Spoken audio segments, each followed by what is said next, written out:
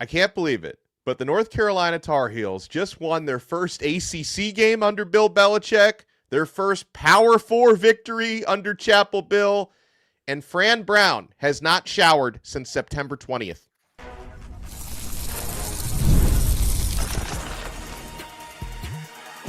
You are Locked On ACC, your daily podcast on the Atlantic Coast Conference.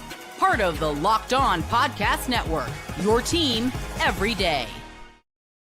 Shout out to the everydayers, and thank you so much for making this live episode of Locked On ACC your first listen. We're available free wherever you get your podcasts. We're free on YouTube. We're part of the Locked On Podcast Network, your team every day. He is Kenton Gibbs, former NC State defensive lineman and co-host of Locked On Wolfpack. It's y'all's homecoming game today, right, KG? Yes, sir. I'm waiting. Actually, I'm not waiting. As soon as we leave this episode, I'm finna drink, Donno. I'm joking. I'm not joking, everybody. I do so responsibly, of course, because even during homecoming, be responsible, ladies and gentlemen. But if you see me at the Kappa Psi tent of Kappa Alpha Psi today, you didn't see me. That wasn't me. I got a twin. Thank you. I love it. And a tough matchup homecoming today for NC State, that's for sure, taking on Georgia Tech, number 8 in the country. Hopefully you guys get it done.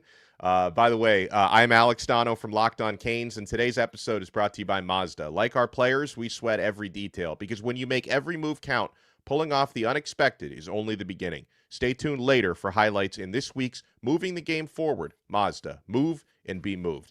On this loaded pregame episode, we'll talk about a busy ACC Saturday slate, but Kenton, let's start with Friday night.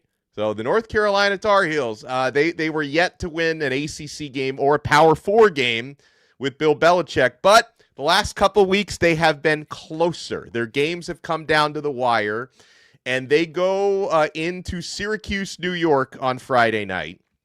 And you want to talk about a crisis at the quarterback position. So Steve Angeli has been injured, Kenton, for over a month. And Syracuse has not been able to win or move the football or score consistently with Rickie Collins. So Fran Brown makes a decision, and it's based on what he saw in practice, apparently. I'm not sure how closely he was watching practice, but he decides to give the start to freshman walk-on lacrosse player Joe Filardi. And Kenton, Filardi ends up throwing for a whopping 39 passing yards in this game off of 4 for 18. And I'm not going to say it was everything Syracuse did wrong, but, North Carolina, again, I give them credit. Gio Lopez played an okay game last night. And the North Carolina Tar Heels, they win 27-10 at Syracuse. Where would you like to start, with how bad Syracuse has been, or with how decent North Carolina has been in recent weeks and finally get their first win? Well, I want to say this about Syracuse. All in all, they weren't as bad. Watching that film, they were not as bad. Or watching that game, rather, in real time. I haven't watched the film yet. But watching that game in real time, it didn't seem like they were as bad as everybody made them out to be. It's just, you can't win with that type of quarterback play. No. You cannot win with the story of their quarterback was about how good he was at lacrosse. I'm not kidding when I say this. I don't think their quarterback has started Cass Tech. I don't think he could have started at Cass Tech any time in the last 10 years. Terrible. That young man stunk. So, I think that this has been a lesson for Fran Brown in the importance of a quality backup, which is so interesting, because when you thought about him bringing in Steve Angeli, you said, well, everything was fine before you had Steve Angeli. So, it's good to have a really good quarterback battle going on. Now, we see why Trevor Pena left now.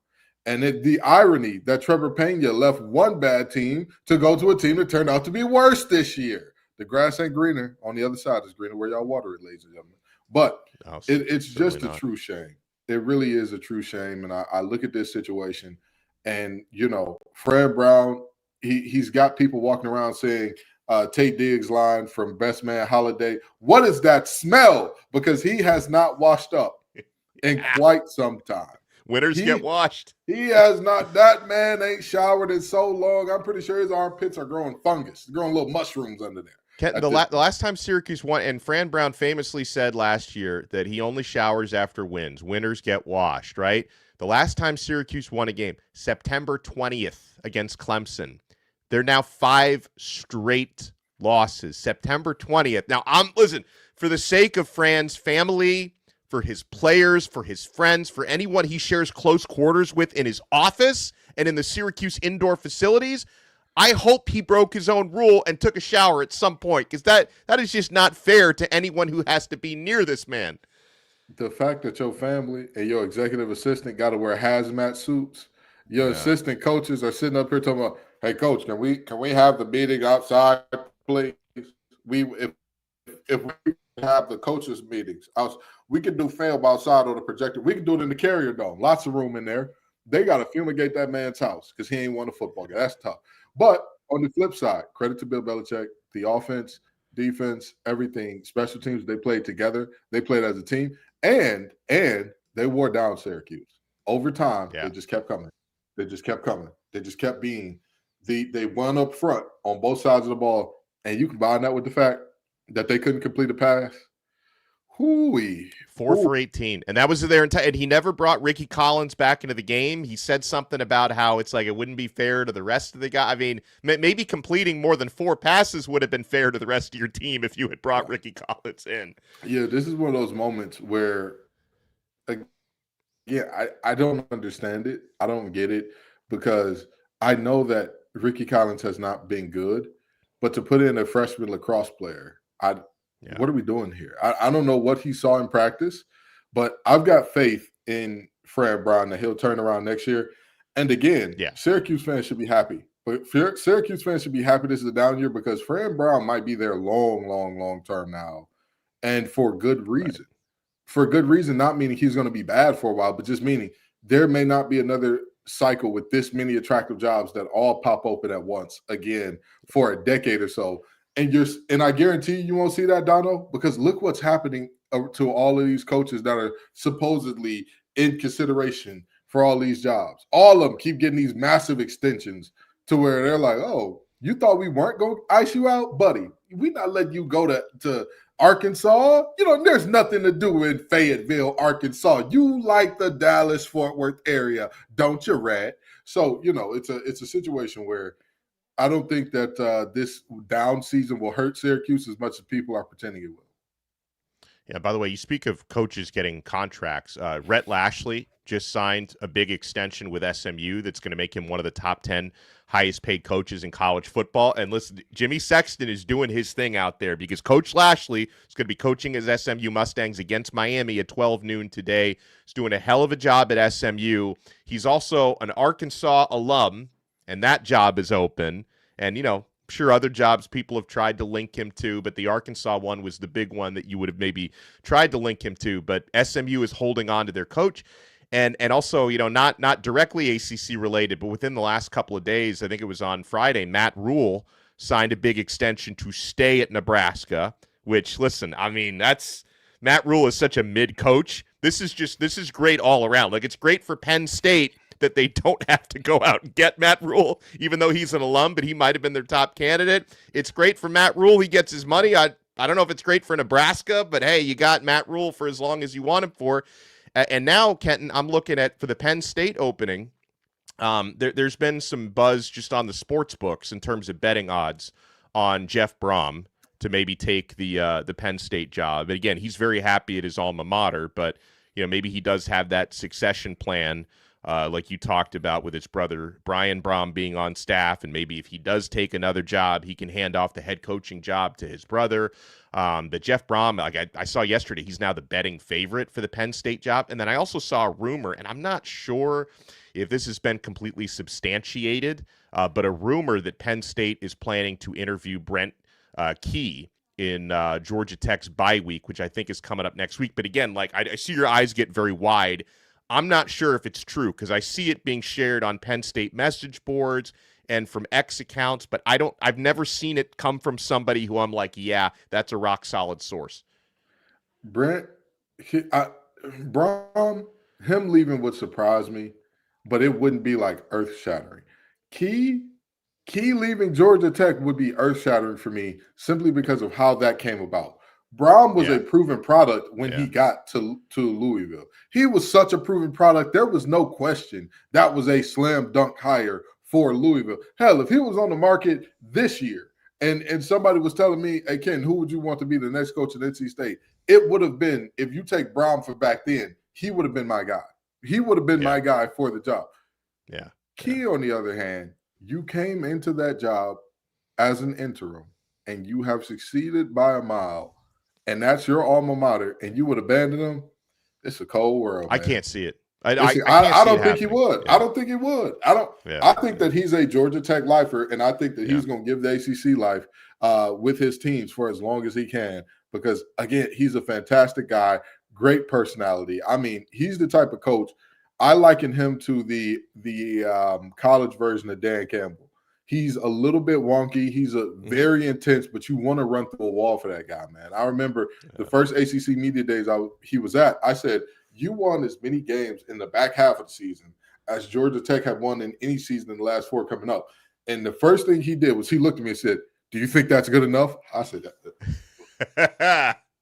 no, Coach, I don't think it was good enough, Coach. I think we need to be better, Coach. I think we need to be better. So that's my time. He had you. Like if you had any eligibility left, you would have signed up. Hey, listen, I'm sorry, Wolfpack Nation, but I would have thought the thought would have been there. It would have been there. So, I think that he's a fantastic coach, and I think he's best suited for Georgia Tech, and I think the way that opportunity came about, he should be there. But again, I'm guarantee you, Donno, we would never see this many top 10 jobs open up again, because some of these schools, they got to do the math. They got to do there's only so many great coaches to go around. There's only so many that we know are super winners to go around.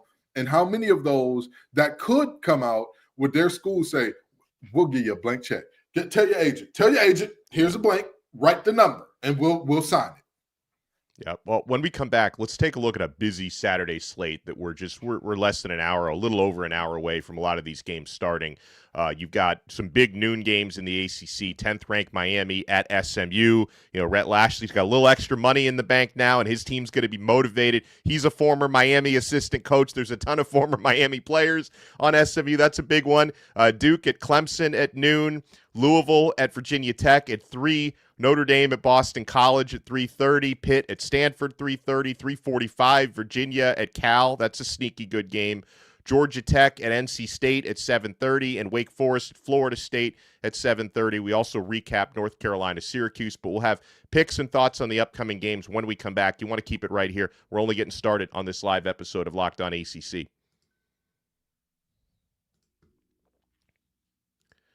Folks, this episode is brought to you by Mazda's Moving the Game Forward. For those who believe it's not just about playing the game, it's about redefining it.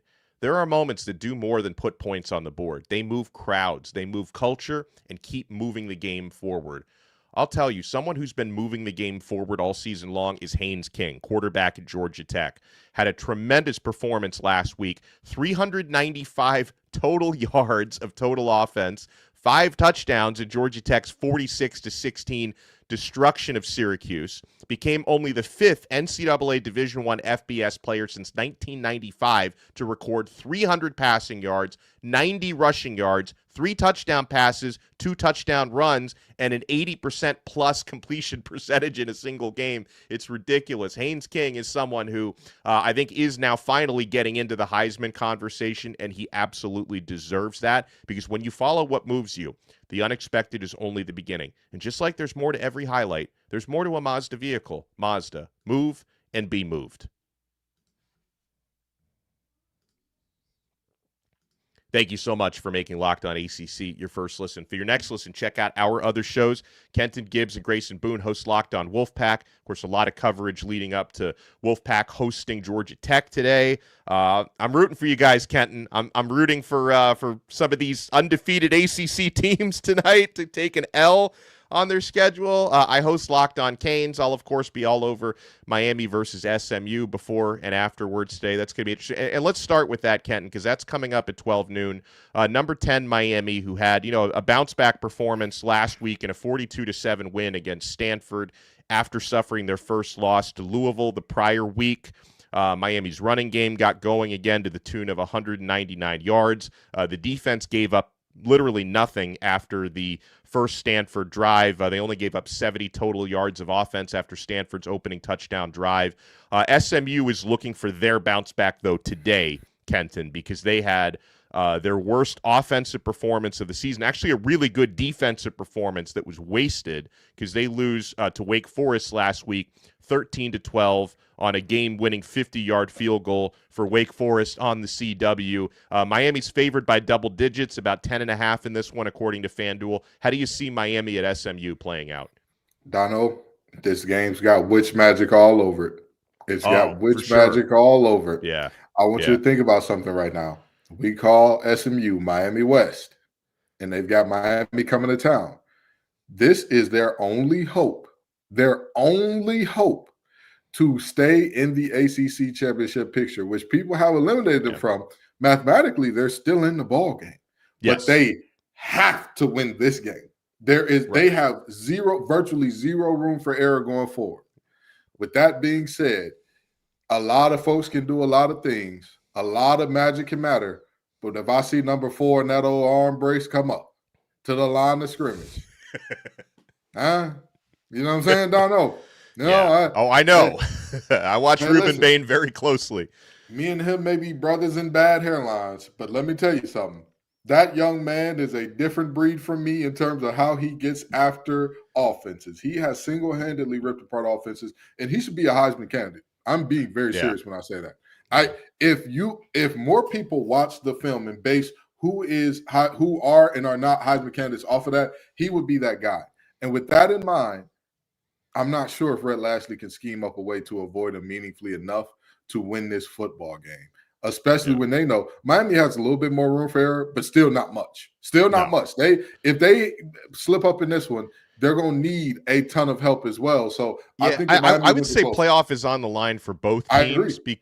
Because I mean, for SMU, it's a little more obvious because they can only get to the CFP by winning the ACC. That's their only path, right? Whereas Miami could even not play in the ACC championship game and still get in. But if they go 10-2, I think Miami has to go 11-1. And when you talk about how like the witchcraft or whatever, SMU, as you mentioned, they got a lot of Miami connections. I might even be leaving a few out. But Rhett Lashley, their head coach, former Miami offensive coordinator. De'Aaron King, their quarterbacks coach, former Miami quarterback.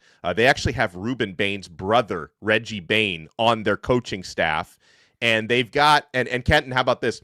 SMU's 4 team captains today, I should say. It's at noon. Their 4 team captains are 4 former Miami players, including Tyler Van Dyke, quarterback, who's not even going to play. Like he's behind Kevin Jennings holding a clipboard. They made him a captain.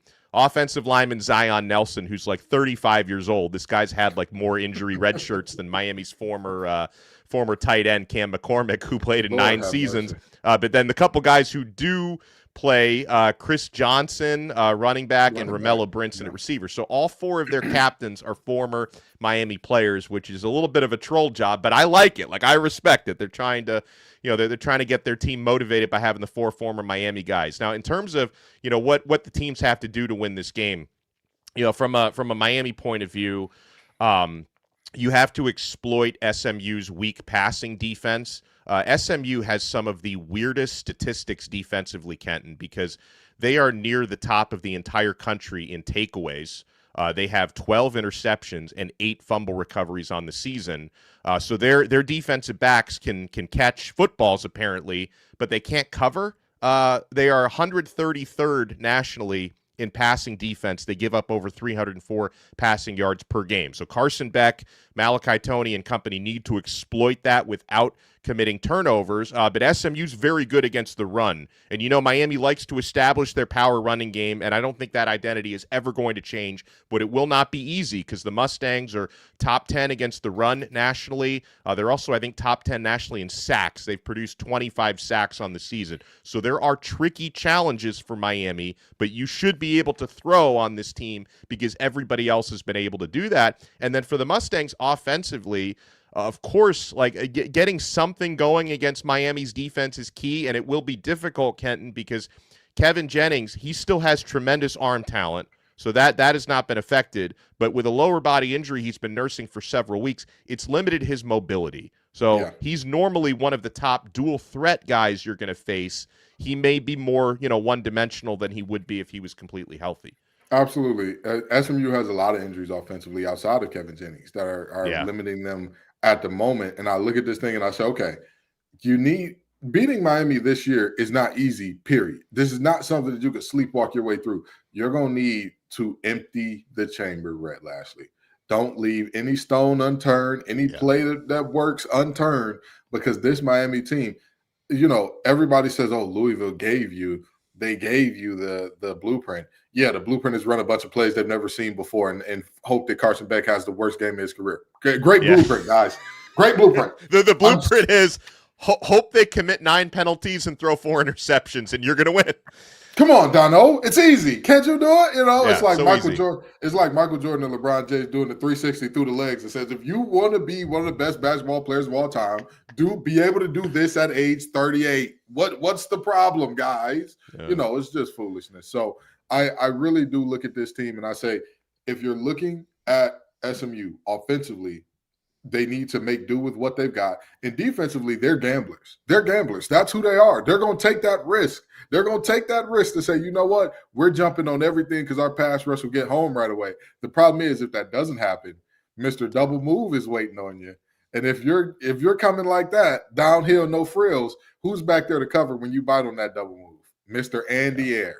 He's always there, but he's never made a tackle. And he'll be waiting right there saying, oh, no, he caught the ball. Look at Tony. Oh, it's so unfortunate. So, yeah, I think that this game will come down to, if I had to pick one matchup to say this game will come down to, very seriously, it's not Miami's defensive line. It's Miami's offensive line and how well they handle SMU in this game. Because outside of that, I think that we all know Miami's wide receivers have a definitive advantage over SMU's defensive backs. I think that we can all agree that there is not much to be said in most of these other areas, but that matchup right there could change the game.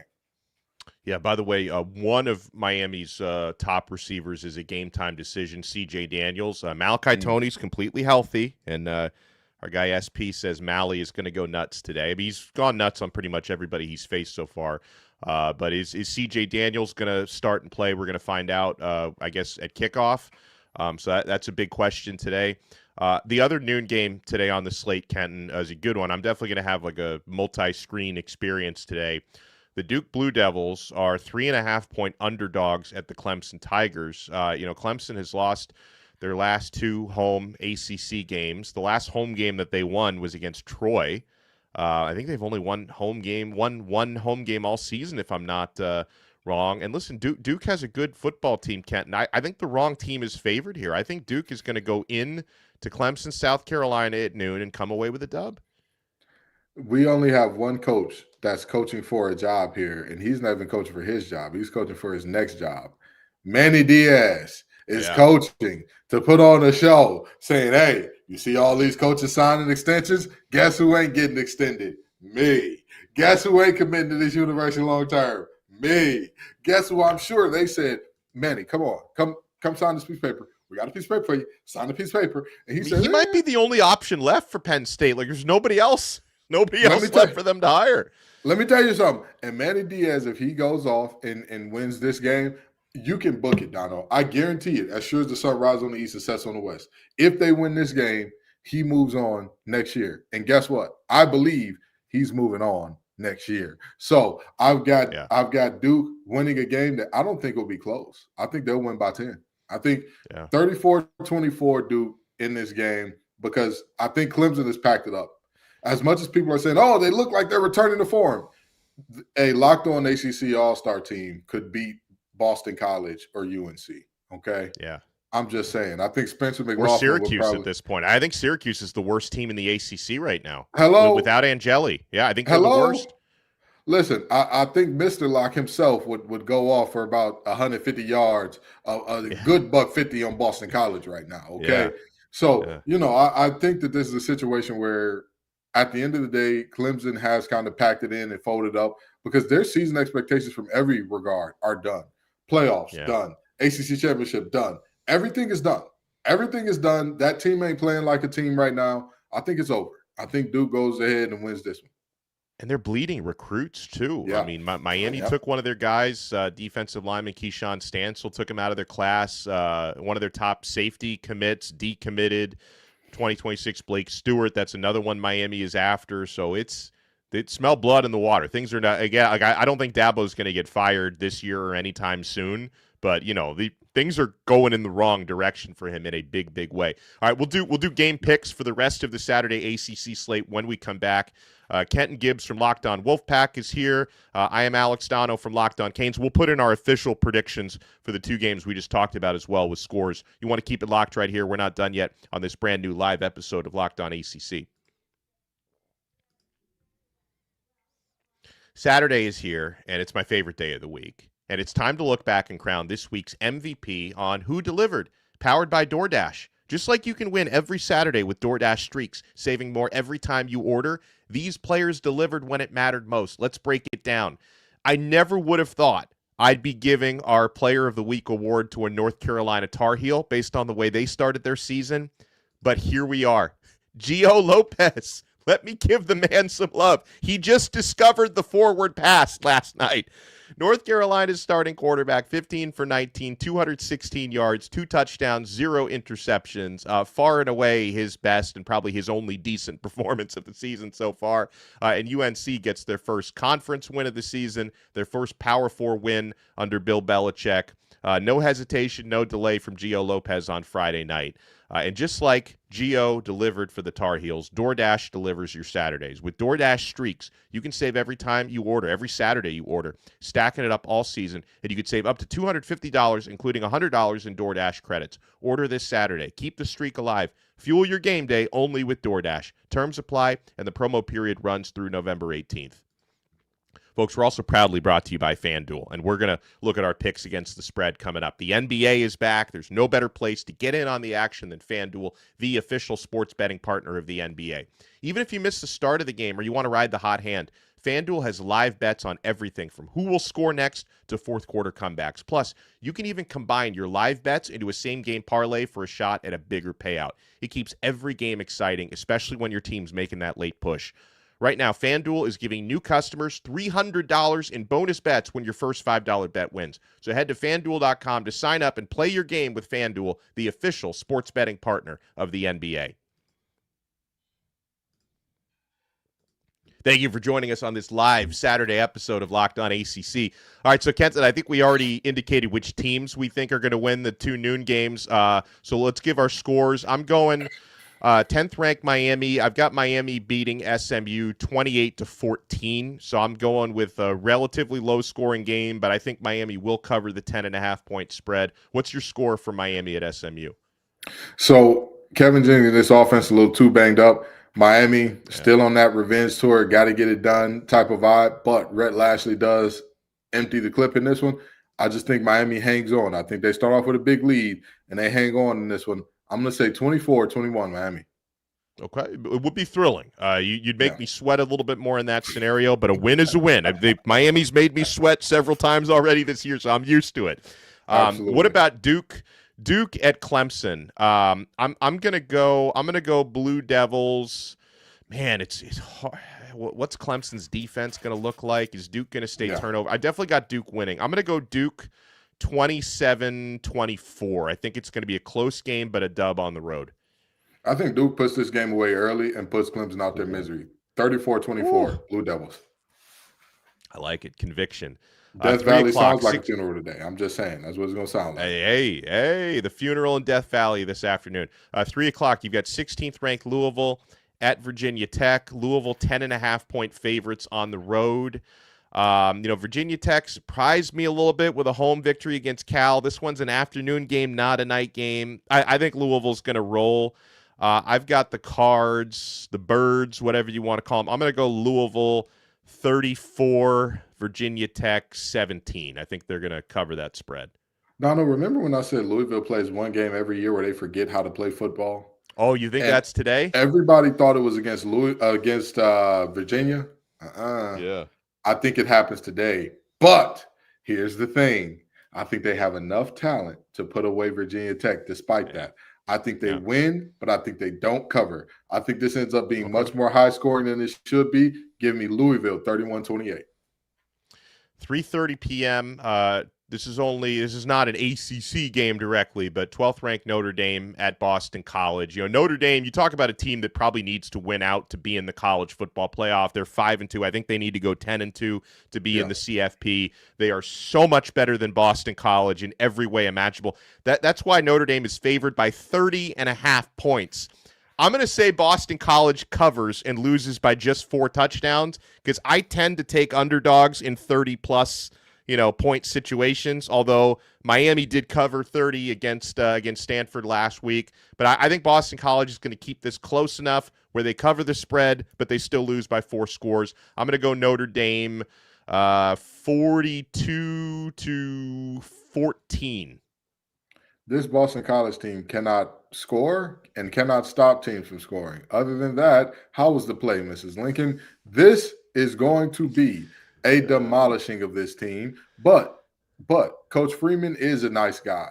I think they win by about 39 points. Give me 49-10 Notre Dame. Okay. All right, let's keep it rolling here. 3:30, you've got Pittsburgh at Stanford. Pitt, they got their defense humming. Freshman quarterback Mason Heinschel has been a revelation. For whatever reason, Pitt does really well with young quarterbacks, and then when they get to be sophomores, they replace them with another freshman. But we'll enjoy the Mason Heinschel experience while we can, Kenton. But who do you got in this one? I'm going Pitt, winning at Stanford. Pitt's favored by 13.5 points. I'm gonna go Pitt 31-13. I think they win and cover. I think the only interesting thing about this game is the fact that Frank Reich is now the betting favorite to be Stanford's long-term coach. That's right. That's the only thing that's interesting about this game. Yeah. And with that being said, I think Frank Reich and the boys do not get it done in this one. No. With all due respect, I think that, like you said, Pitt keeps making those blood sacrifices to keep their freshmen being great. Yeah. They just got to sacrifice the quarterback before that. He has to give his talent into the orb that goes into the freshman. But Heinschel, Reed, and company get it done in this one. The Sharks are phenomenal.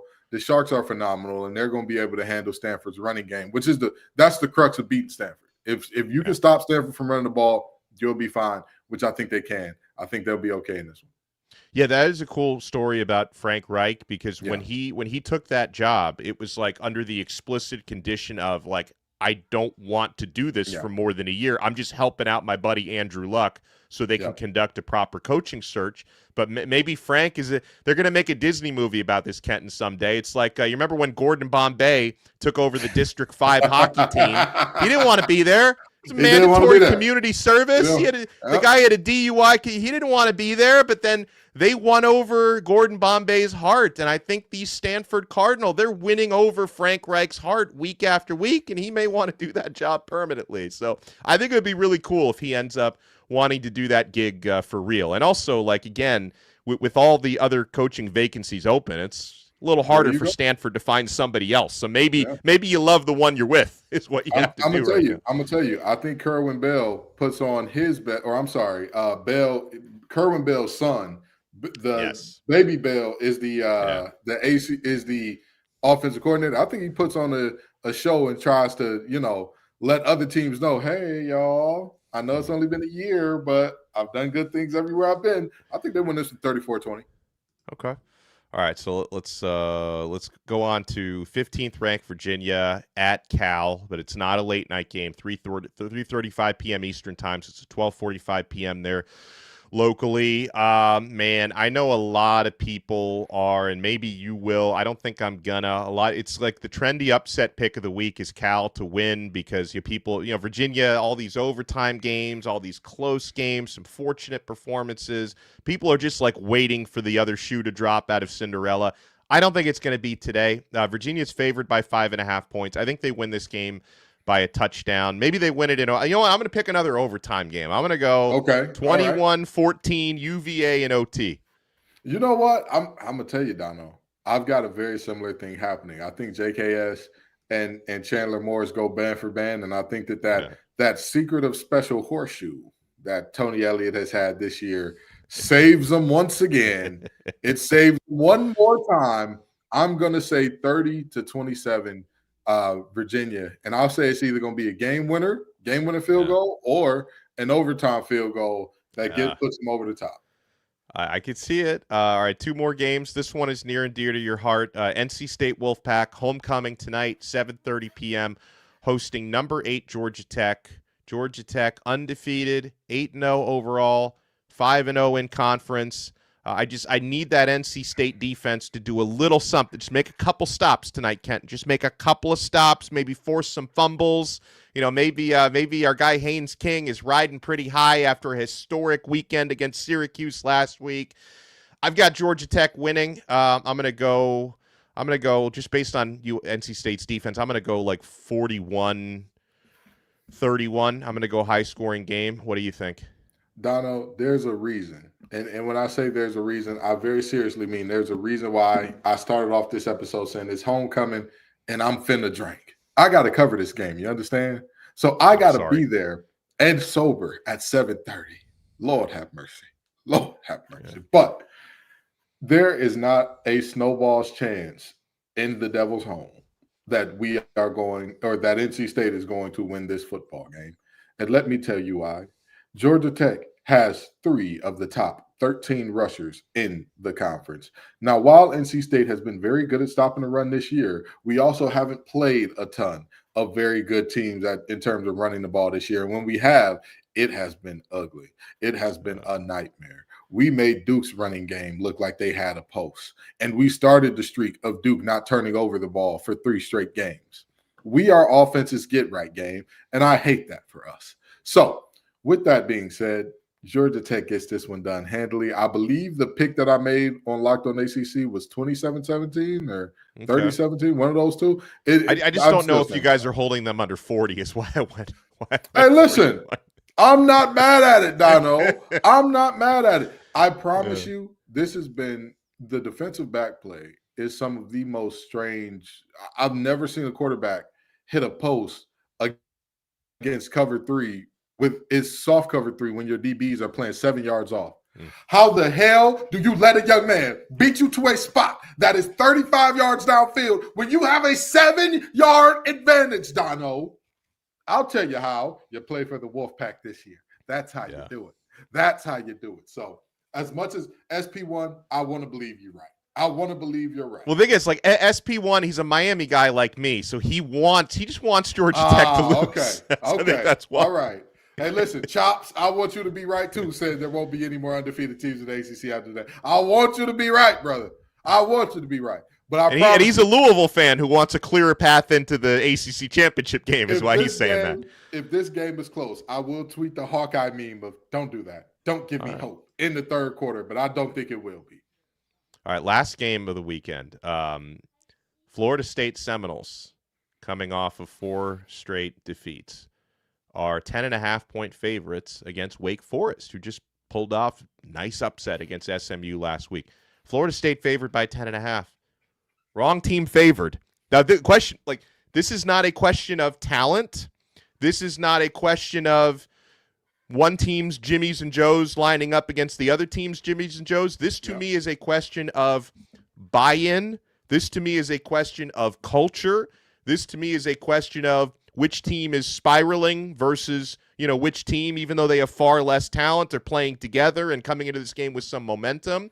After all of these losses for the Seminoles, and it doesn't sound to me like Mike Norvell is hitting the right notes with everything he's saying. Now, of course, we don't have access to practices. We don't know what's going on behind closed doors, but it sounds to me like a lot of excuse making and a lot of accepting a lower standard that should not be the standard of Florida State football.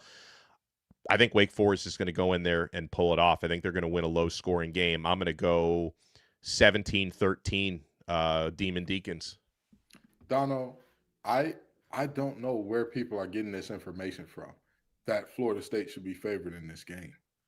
Quick question. If I tell you one of these teams has not won a conference game in a full calendar year and the other is 5-2, and the one that is 5-2 is the underdog, would you believe me, Donno? No, I would not. Oh, okay. All right. I don't get it. I'm not joking when I say, people can make the argument of, they've beaten horrible teams. Wake has only beaten horrible teams. If the referees knew what encroachment and offsides were in the ACC, they would be 6-1 with a win over a team that is now in the top 10. Right. I'm telling you right now, we're going to be sitting here saying, Donno's lose. We're going to be hitting that note at the end of this game. We're going to see a lot of Miami fans, Donno's lose, ladies and gentlemen, because this game, I don't see the nose with a path to victory here. That's a team that's they've gotten their clothes folded with them in it plenty of times this year, and they folded on this season. I think Wake Forest wins a rock fight, just like you said. I think it'll be 16-14. I think it'll be a really low-scoring game, and I think Florida State's going to have a chance, quote-unquote, till the end, but I think we see a wide right situation. Because just like Florida State has looked progressively worse after every loss, so the trend is there. So we appreciate everybody on game day.